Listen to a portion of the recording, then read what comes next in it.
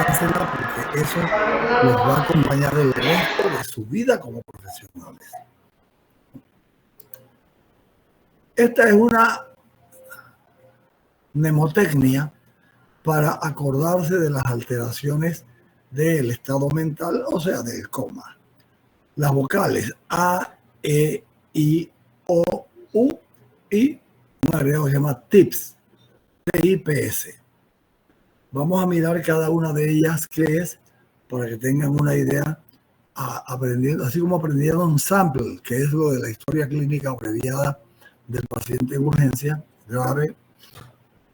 AEIO TIPS es la etiología de los pacientes que van a estar yendo hacia coma.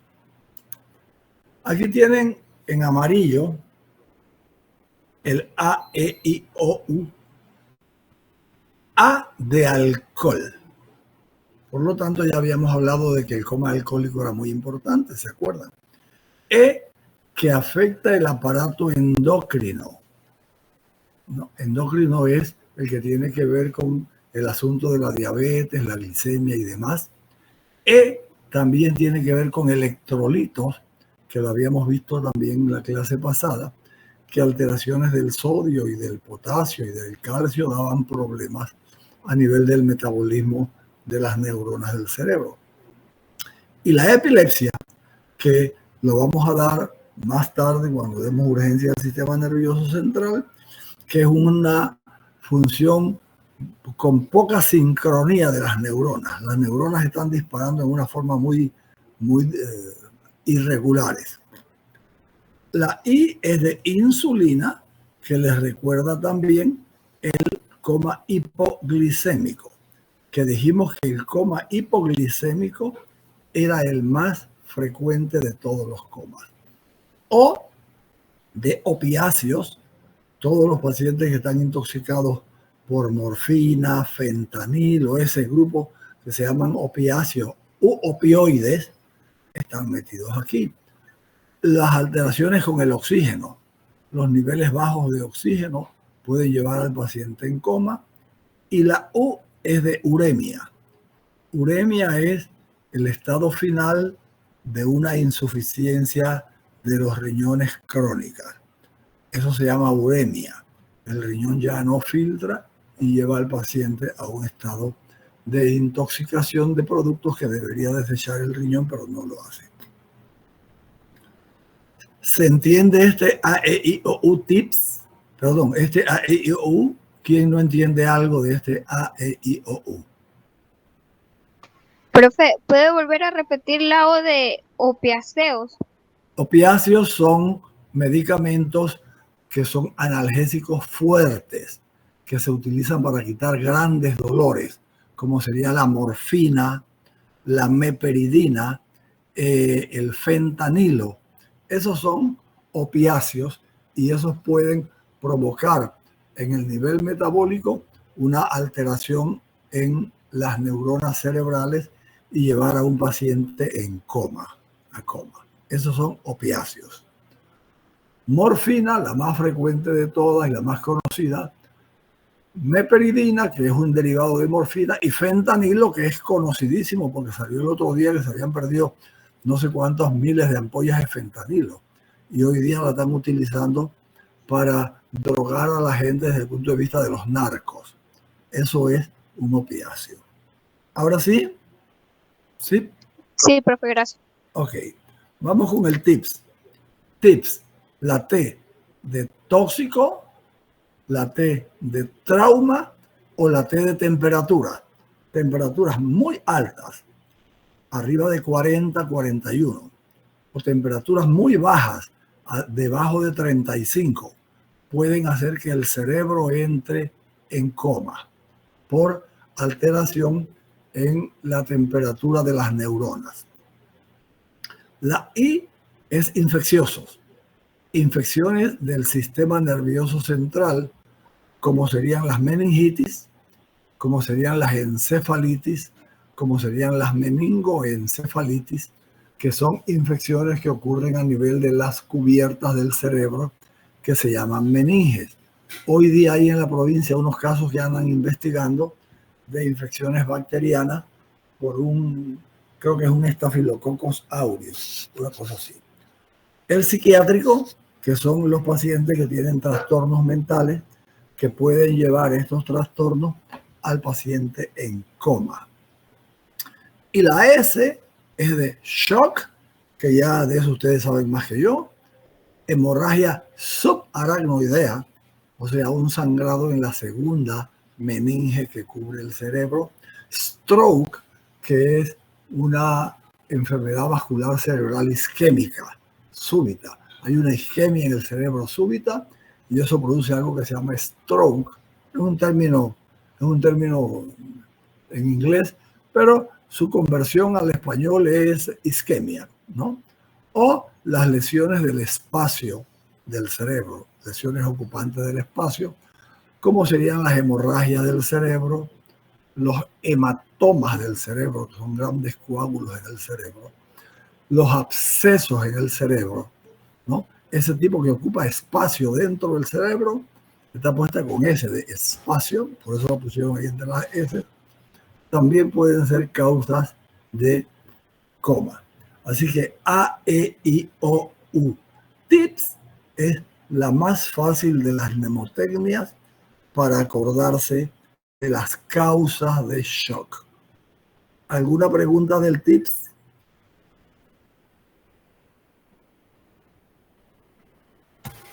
No, profe. ¿Ninguna? Seguimos.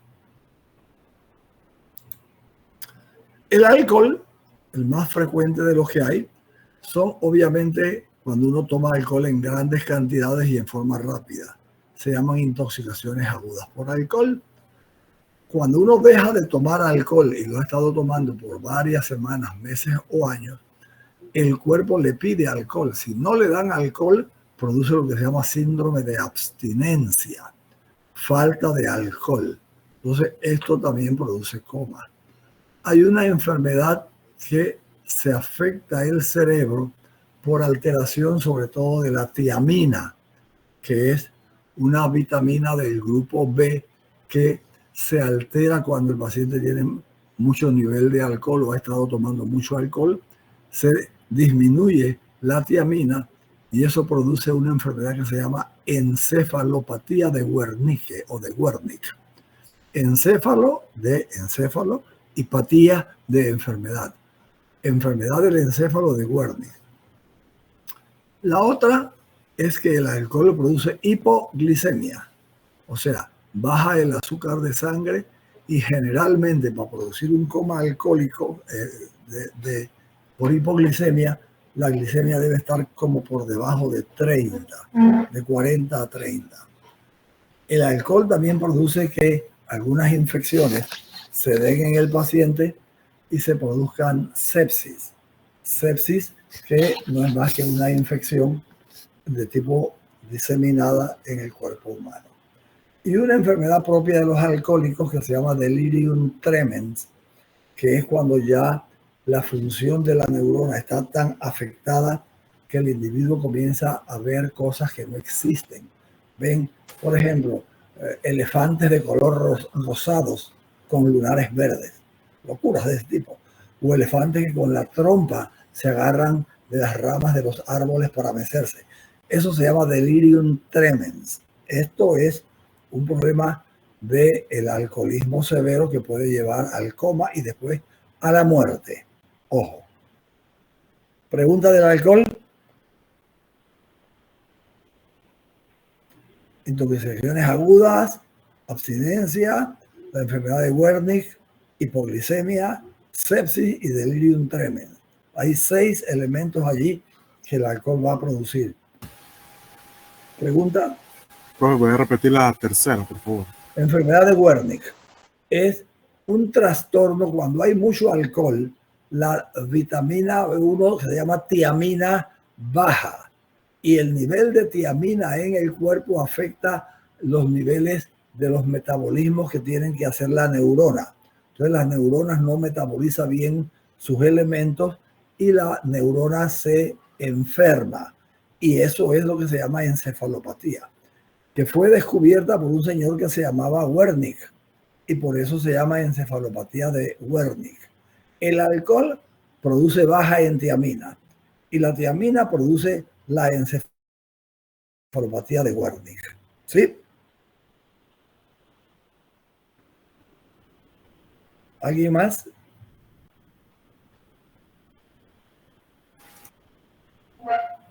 Bien, seguimos. Aquí hay en sangre lo que producen los niveles de alcohol, que es un poco lo que se mide con la alcoholemia. Alcoholemia es la medición de alcohol en la sangre. No ese que tú soplas el guarómetro y te sale en el aliento, no. Esto es determinado en la sangre. Entonces, niveles de 20 a 50 miligramos por decilitro de alcohol, ¿no? Ese ETOH, etanol, que es alcohol etílico. Niveles de 20 a 50 provocan alteración de la función motora fina. El paciente puede no agarrar un lápiz, se le tiembla mucho las manos, etc.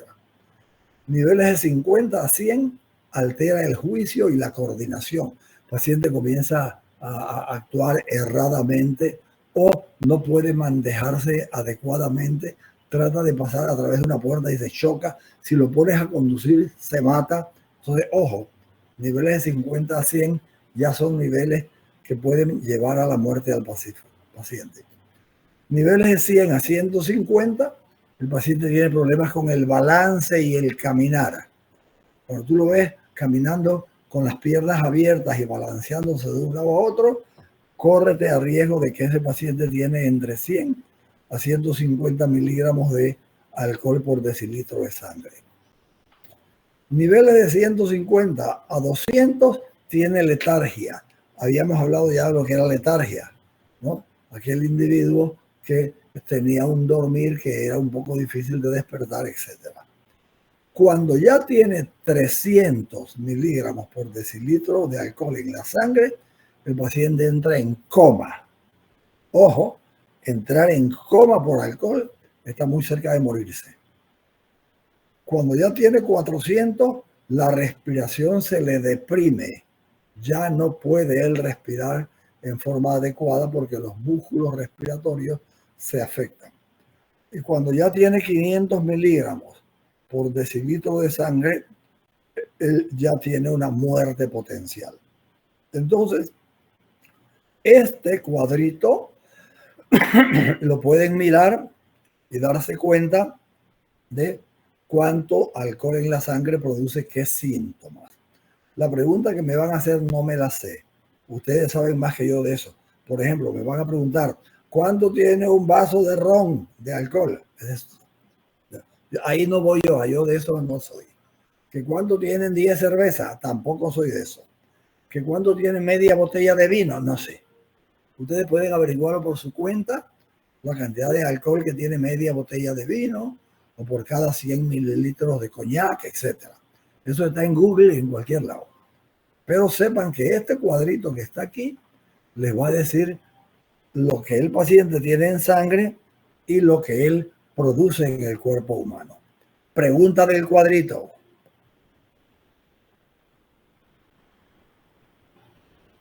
¿No? Tienen que aprendérselo o tenerlo apuntado en una libretita. Porque todo el que agarran fumado o le hacen alcoholemia por acá, por la vena, o lo ponen a soplar en el guarómetro. La más exacta es en sangre, porque la del guarómetro se puede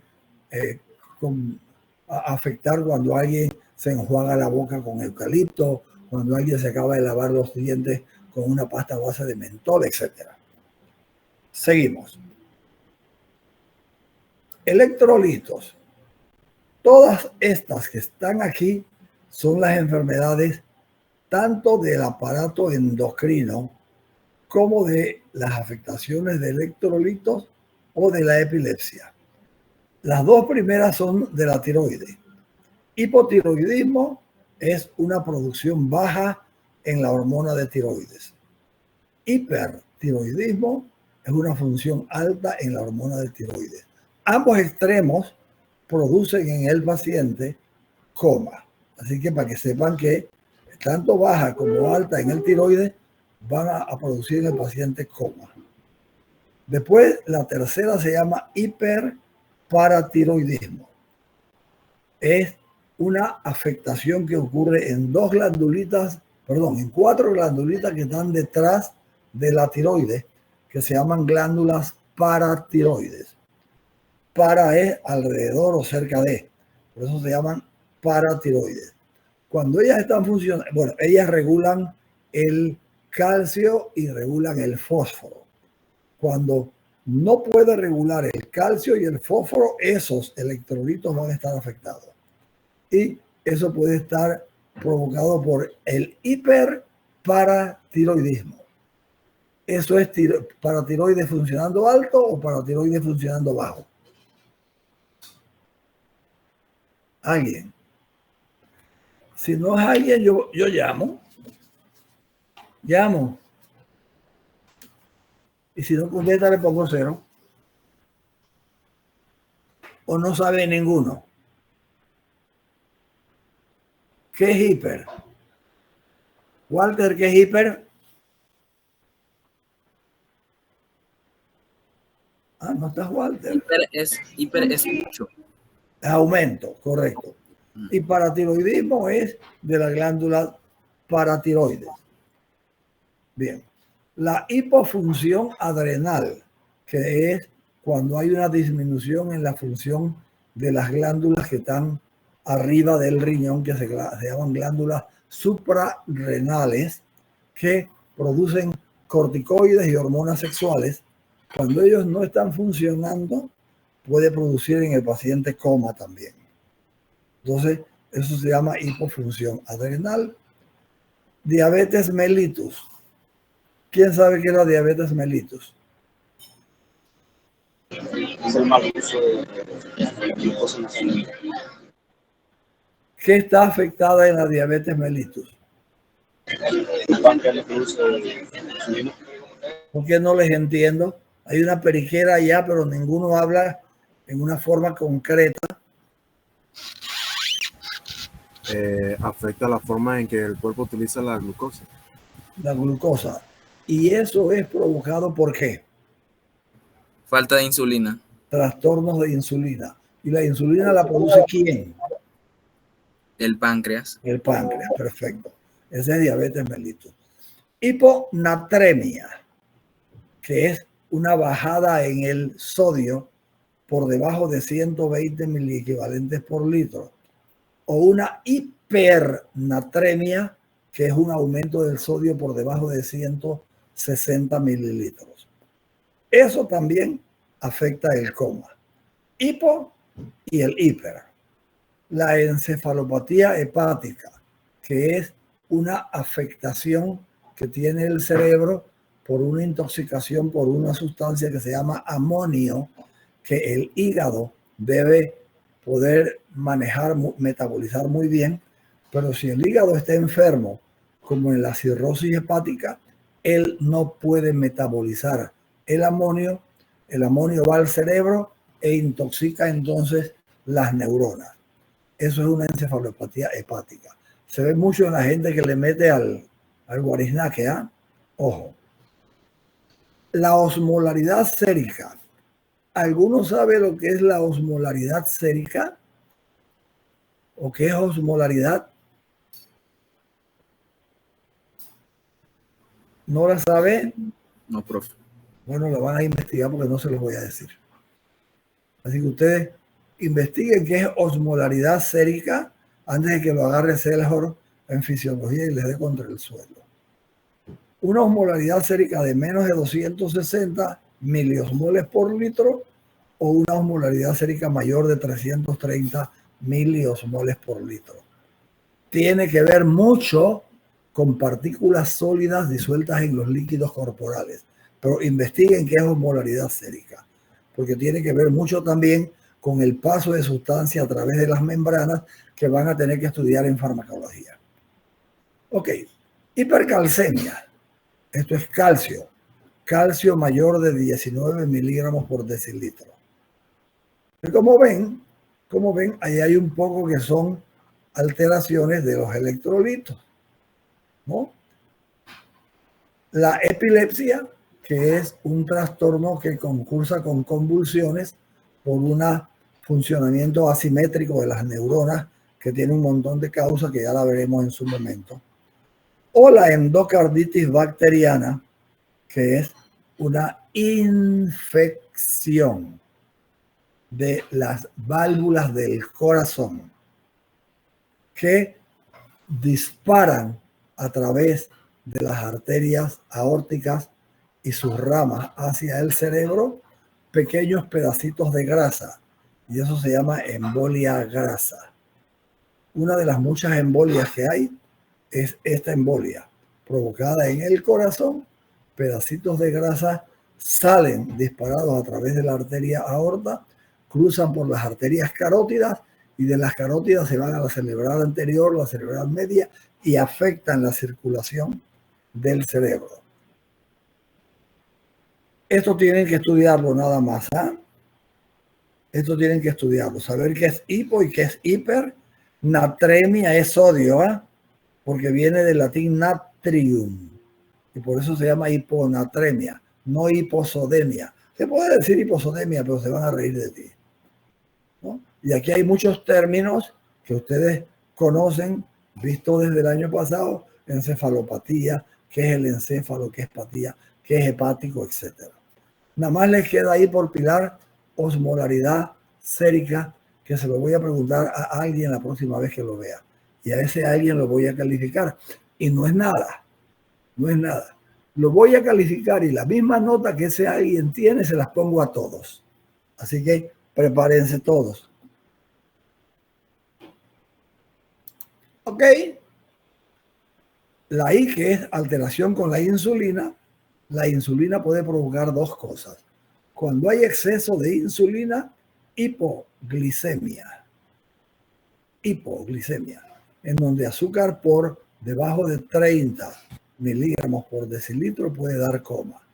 O hiperglicemia, entendiendo que hipo es abajo, hiper es por encima, y glicemia tiene que ver con glucosa, en donde hay glucosa mayor de 600, con una osmolaridad sérica, que ustedes van a investigar qué es, mayor de 340.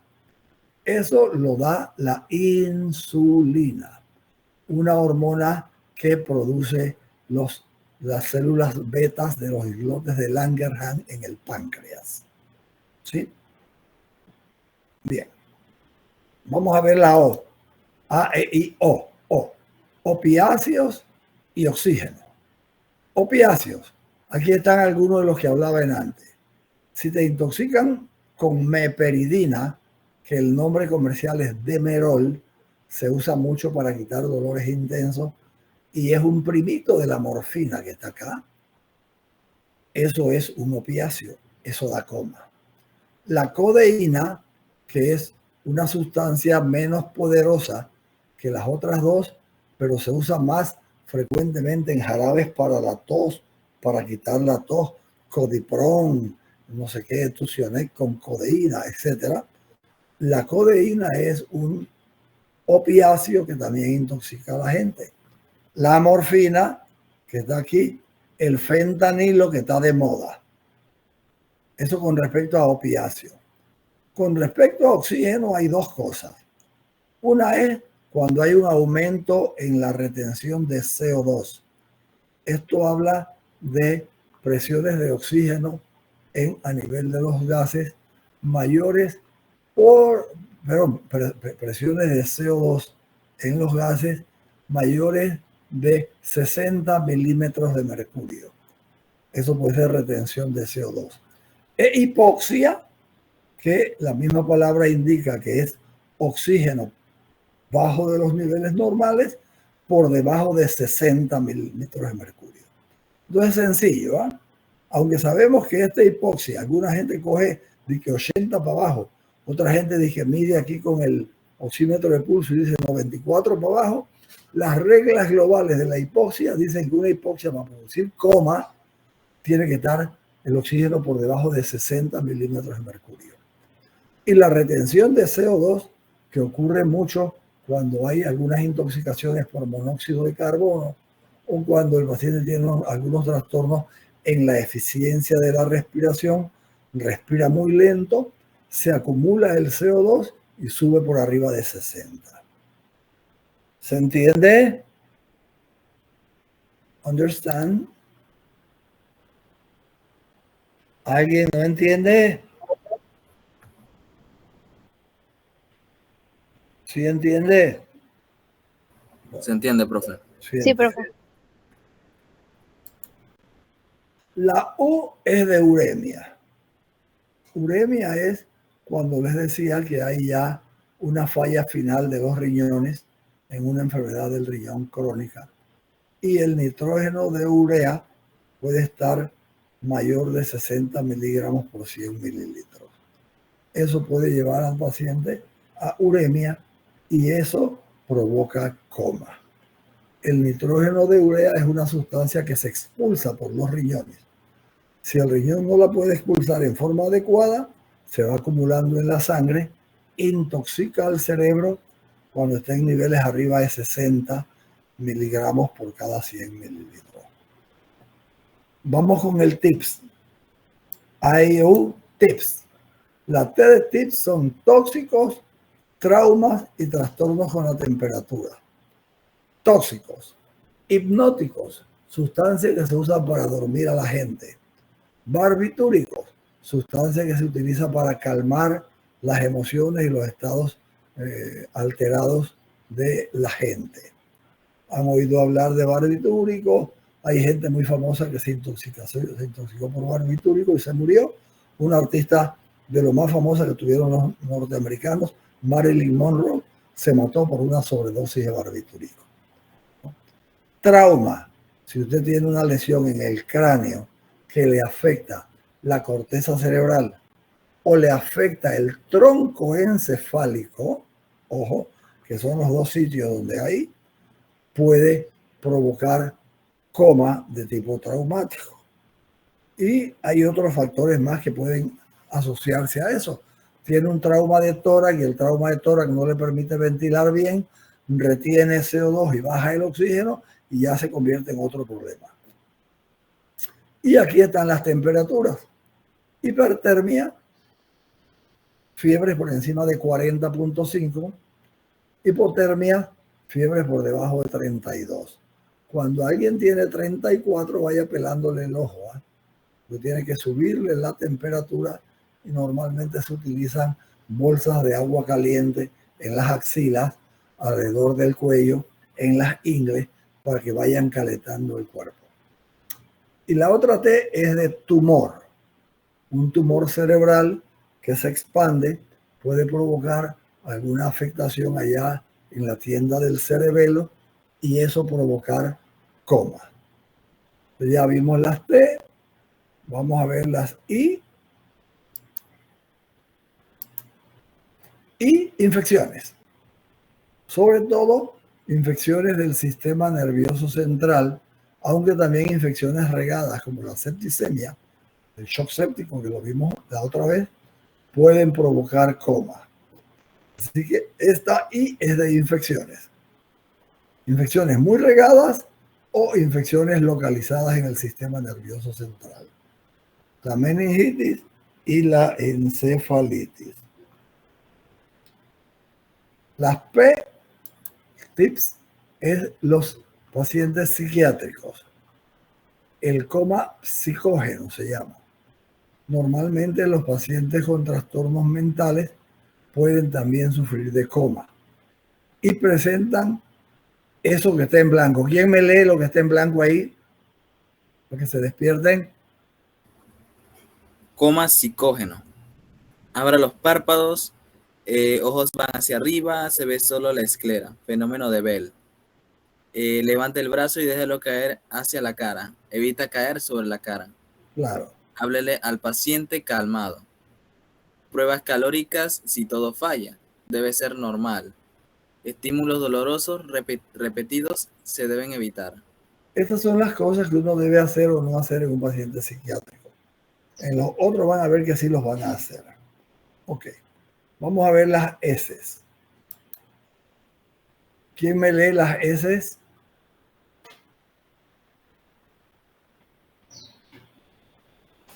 Hemorragia subaracnoidea, lesión espacio ocupante, tumor, sangre, absceso e infarto.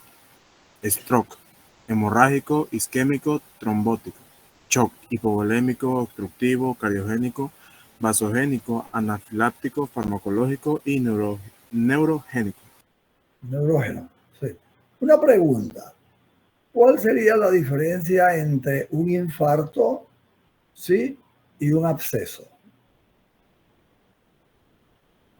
El infarto obstruye una En el arteria infarto, y todo el territorio posterior a la arteria queda sin circulación. Eso es un infarto. Puede haber en el corazón, en el cerebro, en los riñones, en el hígado, en cualquier órgano donde una arteria se obstruya.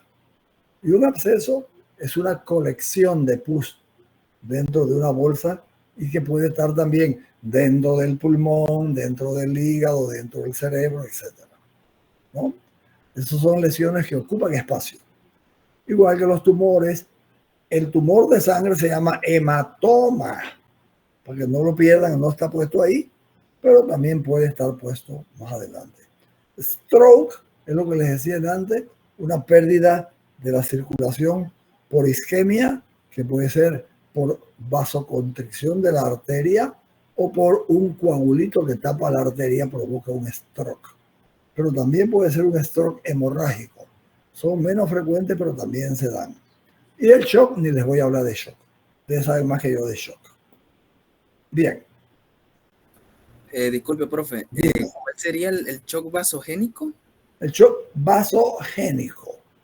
El shock neurógeno. ¿Se acuerdan del shock neurógeno?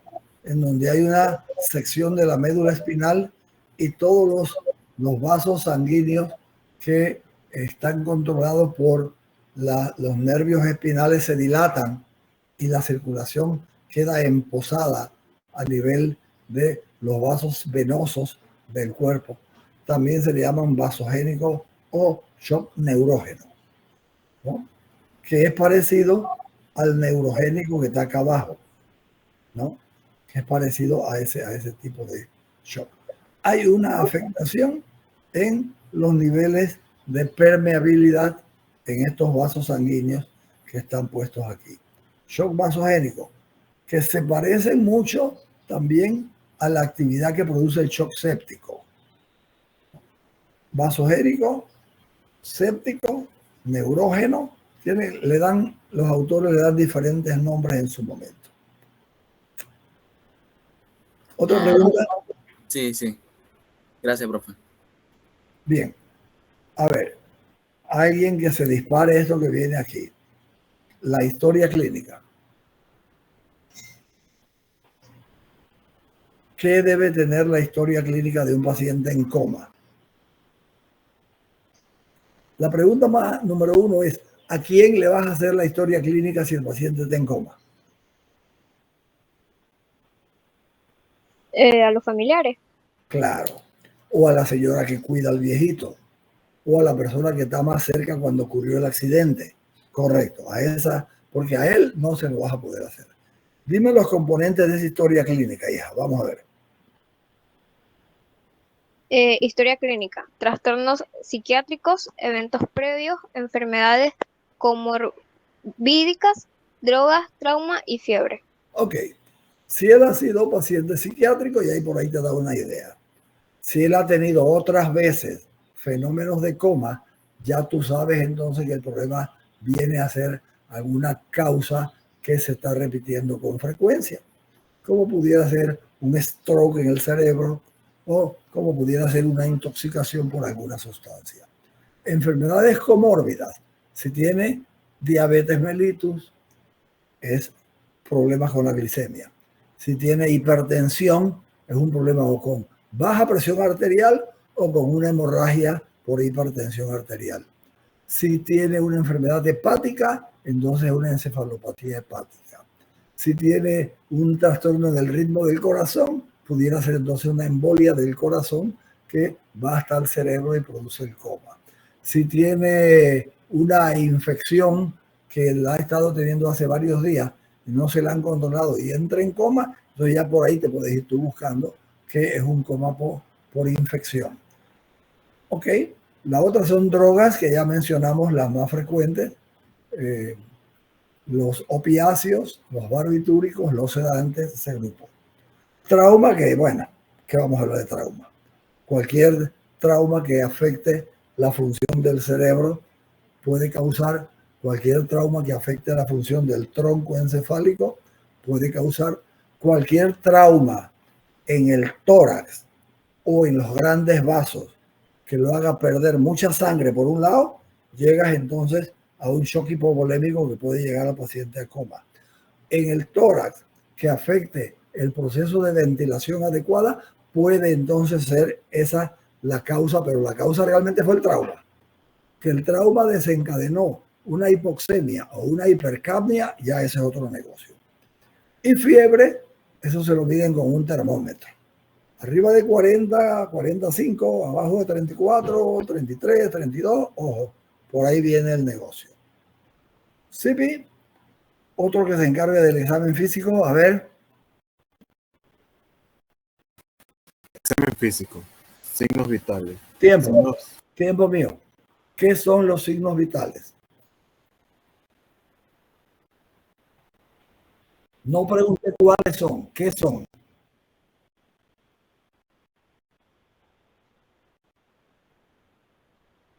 Perfecto, ahora tú mismo dime cuáles son.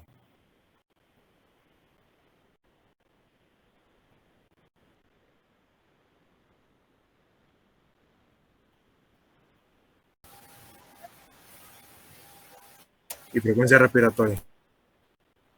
Correcto. Y la frecuencia cardíaca que va junto con el pulso. Así que, correcto, esos son. Ahora sí, entra con los signos vitales.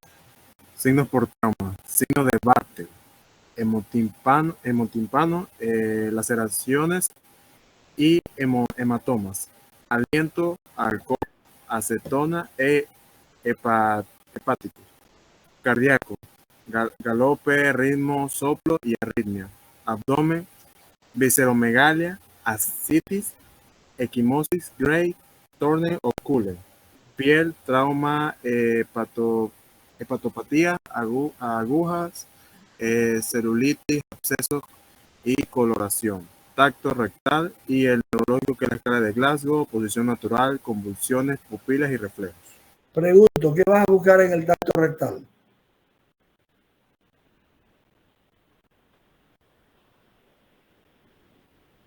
¿Qué puede escaparse por el tacto rectal que le produzca coma a un paciente?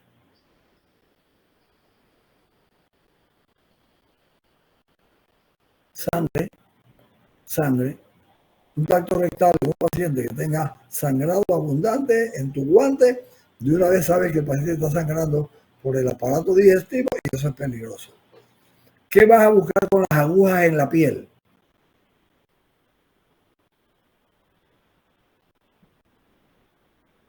Ahí uno tiene que estar avispas. ¿Eh? El tipo está lleno de puñadas de agujas en la vena. Y tú lo miras y está en coma. ¿Qué es lo que debes pensar? Por drogas. Claro, está usando drogas. Y ustedes lo miran en las películas todos los días. Le ven el brazo y le ven los moretes dados por cada pinchazo. Drogas. Correcto. Celulitis, que es la inflamación de tipo rosácea y abultada de una área del cuerpo que está significando una infección, probablemente tipo bacteriana. Absceso, que es una bolsa llena de pus que puede estar a nivel de la piel y demás. Coloración de la piel. Si tú lo ves cianótico, azuloso, ese paciente tiene oxígeno bajo, normal o alto. Baja oxígeno. Bajo. Cualquier cianosis es oxígeno bajo, sobre todo alrededor de los labios, de la nariz y de los ojos. Oye, y si lo ves rojito, rosado o muy colorado.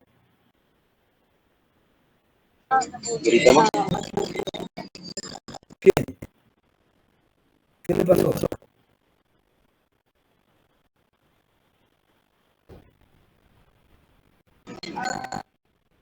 En el otro extremo de las drogas, en el otro extremo de las drogas, la cocaína, las otras inas, la fenciclidina y esas inas producen una vasodilatación y vasoconstricción simultánea y el paciente está rojo rosado. Ojo, el paciente rojo rosado. Y el paciente rojo cereza es una intoxicación por monóxido de carbono, que es una sustancia que compite con el oxígeno por la hemoglobina. Entonces, ojo con eso. La de arriba, visceromegalia, es aumento del vaso y del hígado. La ascitis es aumento de sangre en el abdomen. La equimosis son, ustedes me pueden ver, ustedes me están viendo a mí, me ven la cara. ¿Sí? ¿Ven esa mancha que tengo ahí? Sí. Esa es una equimosis. Esa es una equimosis, ¿no? No es porque me puyé nada ni estoy consumiendo drogas, es porque me choqué con algo y ¡pam! Me rascó ahí. Entonces, para que quedemos claros, ¿no? Después van diciendo, el profe está usando drogas. Para que quedemos claros de qué es la equimosis. Eso es una equimosis. Cuando la equimosis está en el abdomen, pudiera producir un síndrome que se llama de Gray Turner o síndrome de Cullen. No vamos a hablar de eso, ya esto es medicina limpia. Vamos a dejar. Vámonos al corazón. ¿Saben qué es un ritmo de galope?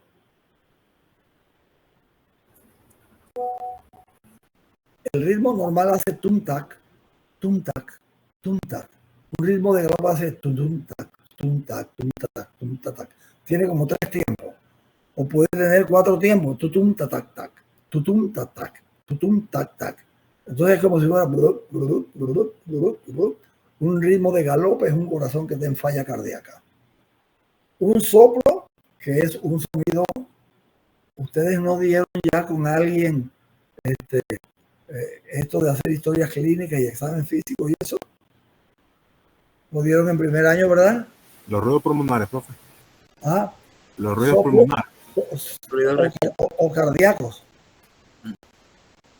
Soplos cardíacos, estamos estudiando el corazón. El soplo cardíaco es un tum-tac, tum-tac, tum-tac.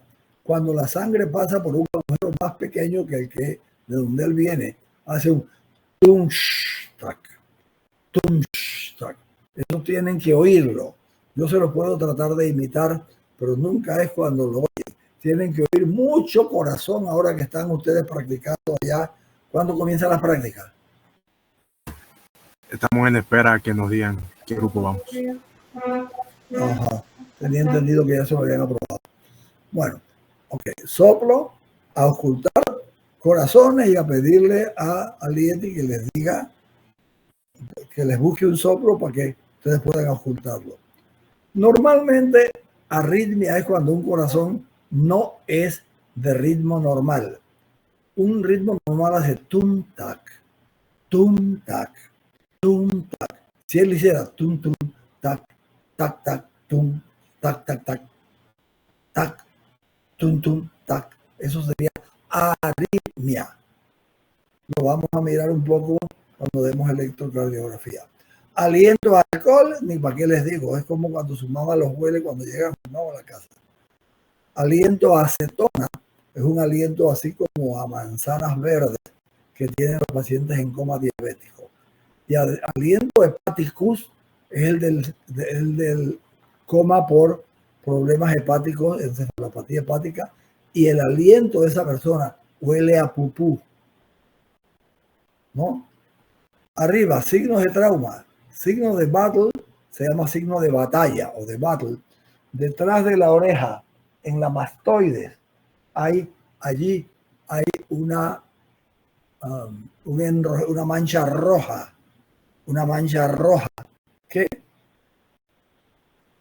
orienta a que el paciente tiene una hemorragia dentro del cerebro. Hemotímpano, tienen que hacer un examen adentro del oído para mirar el tímpano con un aparatito especial que se llama otoscopio, y el tímpano está coloreado de rojo, ¿no? Y bueno, laceraciones y hematomas ya los vimos. Dejamos la escala de Glasgow porque ahorita la vamos a mirar o más tarde o en la próxima. Ok, presentación clínica. Si el paciente tiene, ok, alguien que me lea esto que es importante. Si tiene hipotermia, pienso en esto. Si tiene fiebre, pienso en esto. A ver, alguien que me lea eso. Yo, profe. Dale. Hipotermia, infección, hipoglucemia, como mixedematoso, intoxicación por alcohol y sedantes. La fiebre, infección, tirotoxicosis, simpático miótico, hemorragia, anticolinérgicos, síndrome neuroléptico maligno y la hipertensión, lesión estructural, encefalopatía hipertensiva y en hipotensión, sepsis y shock. Correcto. O sea, si tienen un paciente con temperatura por debajo de 34, hay que pensar en infección, en hipoglicemia, en un coma provocado por una baja producción de glándula tiroide, que es lo que se llama coma mixedematoso. La glándula tiroide provoca cantidades pequeñas de tiroxina, que es la hormona que ella produce. Cuando estás enguarapado con alcohol o cuando tienes una intoxicación por Valium, por bromazepam, por diazepam, por cualquiera de esas cosas. Fiebre, se orienta que él tiene o una infección, que es lo más frecuente, o un aumento de la producción de tiroxina de la glándula tiroide, que es lo que se llama tirotoxicosis. Entonces, tirotoxicosis es lo opuesto a mixedema. Mixedema es poca hormona tiroidea, tirotoxicosis es aumento de la hormona tiroidea. Simpáticos miméticos, lo vimos cuando dimos shock. Una de las reacciones a la pérdida de volumen es el sistema simpático dispara su neurotransmisor que se llama, ¿cómo se llama el neurotransmisor del sistema simpático? Norepinefrina. Bueno, al lado de norepinefrina hay varias sustancias, efedrina, fenilpropanolamina, etcétera, que se llaman simpáticos miméticos y se llaman así porque producen lo mismo que la norepinefrina, la adrenalina, etcétera. Hemorragia, que ya para que decirlo ustedes saben bien, anticolinérgicos son sustancias que cohíben o bloquean la producción de la hormona que se llama acetilcolina, que es la hormona del sistema parasimpático, que es la hormona opuesta al simpático. Entonces, una fiebre por un exceso de anticolinérgico se da. Han oído hablar de una fiebre que se llama campanilla, que tiene una forma de campanita y que la gente hacía té por eso. Y le daba unas clases de fiebres y de malestares. Por ahí camino a Boquete hay.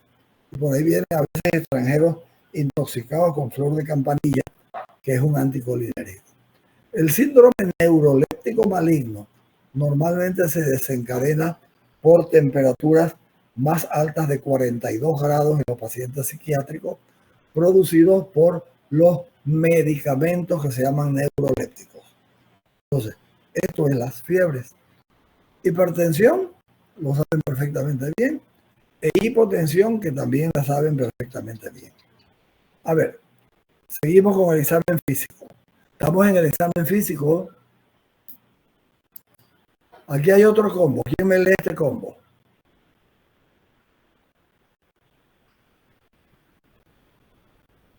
¿Será que llamaré? A ver, dígame.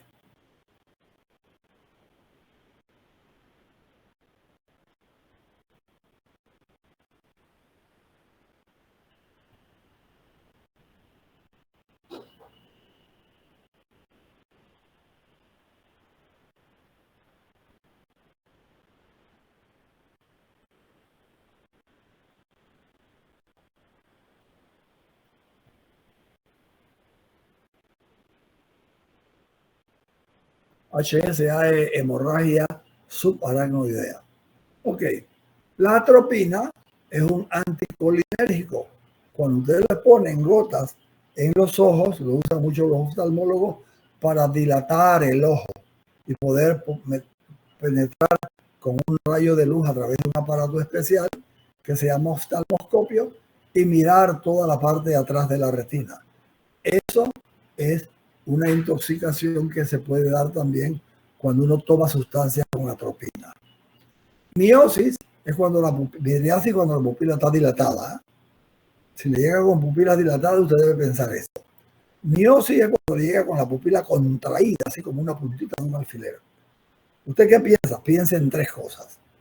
Que está intoxicado por opiáceos. Y los opiáceos ya le dije quiénes eran.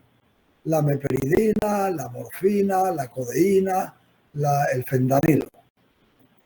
O intoxicados por órganos fosforados. ¿Quiénes son los órganos fosforados? Unos insecticidas que se usan en la agricultura para matar todos los bichitos, garrapatas y demás, ¿no? Tamarón, campión, ese tipo de... El baigón es un fosforado que hace eso. Aunque no es un fosforado, perdón, el baigón es un carbamato, pero hace lo mismo, produce miosis. Y lesión del puente es allá donde está el bulbo raquídeo, se produce una lesión y el que tiene una lesión allí, sea una hemorragia o lo que sea, las pupilas también se le ponen pequeñitas. Así que cuando usted tenga pupilas pequeñitas, piense en esas tres cosas. Cuando el reflejo de la pupila se pierde, pónganse frente a un espejo y alúmbrense el ojo con un foquito. Usted va a ver que la pupila se contrae. Esa es la respuesta normal de la pupila a la luz. Si no la tiene así, algo anda mal a nivel de las vías que conectan la pupila, el ojo, el quiasma óptico con el cerebro. O si una pupila se contrae y la otra está dilatada, algo está pasando en la dilatada, ¿no? Entonces, forma parte del examen médico. Evidencia de trauma de cráneo, y para qué les digo. Se encuentra un tipo con un chichón, que le dieron un paquetazo, o se encuentran un individuo que tiene una herida importante en el cráneo, o si encuentran un hemotímpano. Esto es difícil porque van a tener que verlo con un aparato que no se tiene muy frecuentemente, pero los otorrinos sí lo usan. En el cuello, cuando usted toma el cuello y echa hacia adelante, usted perfectamente bien puede mover el cuello así como yo estoy moviendo mi cabeza. Si usted trata de moverlo y no lo puede mover, sino que tiene que hacerle mucha fuerza, eso se llama rigidez nucal. Cuando hay rigidez nucal, el paciente puede tener dos cosas. O una meningitis, que es la inflamación de las meninges, o una hemorragia subaracnoidea, que es la producción de sangre en la segunda capa de las meninges, que se llama aracnoides. Entonces, fíjense para que vean ustedes que el examen físico es terriblemente importante en entender a un paciente en coma que no les está hablando. El paciente en coma no les puede hablar. Por lo tanto, ustedes tienen que buscar todos estos elementos de lo que estamos mencionando para poder sacar la información. Bueno, voy a dejarlos en neurológico. Seguimos el lunes en neurológico para ver qué más le sacamos, porque todavía nos faltan un montón de diapositivas y ya se me está llegando mi hora que tengo la cita. Entonces nos vemos hasta aquí, quedamos en neurológico, diapositiva 28, para entonces verla el lunes. ¿De acuerdo? Sí, profe. Sí, profe. Sí, profe. Ok.